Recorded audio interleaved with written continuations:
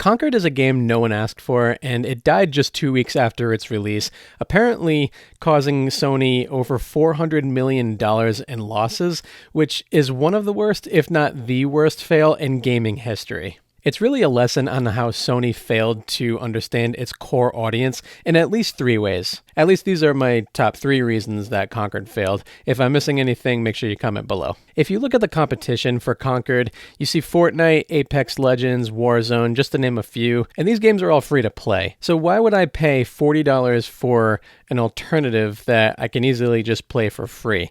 At least if I'm paying $40, I'm expecting not to have all these microtransactions for cosmetics, right?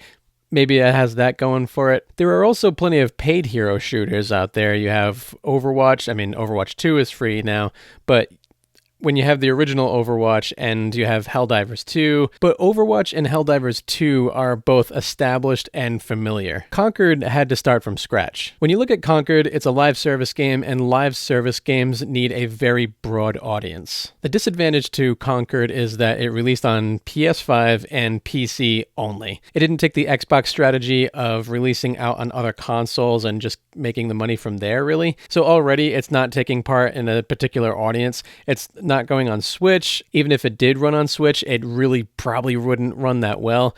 But it's also not going on mobile, which mobile is a really important audience for you to capture. I can go on all about how I don't like mobile gaming, but you can't deny the money-making powerhouse that mobile games are.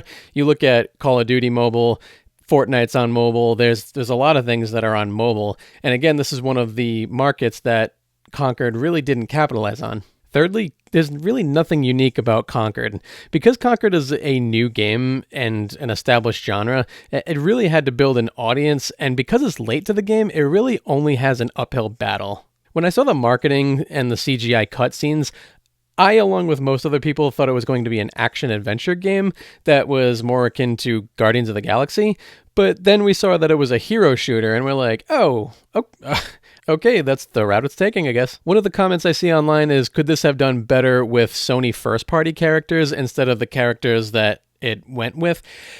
And I think yes and no. I mean, you could have had things like Astrobot, Ratchet and Clank, Jak and Daxter, Kratos.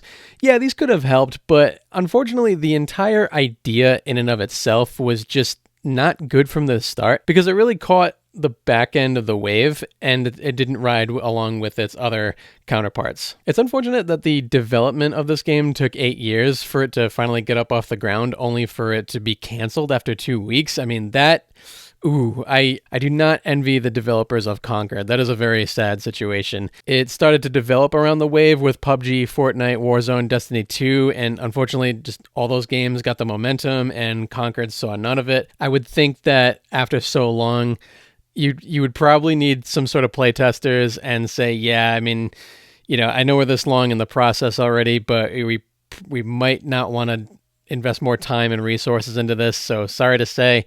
But is there anything here that I missed?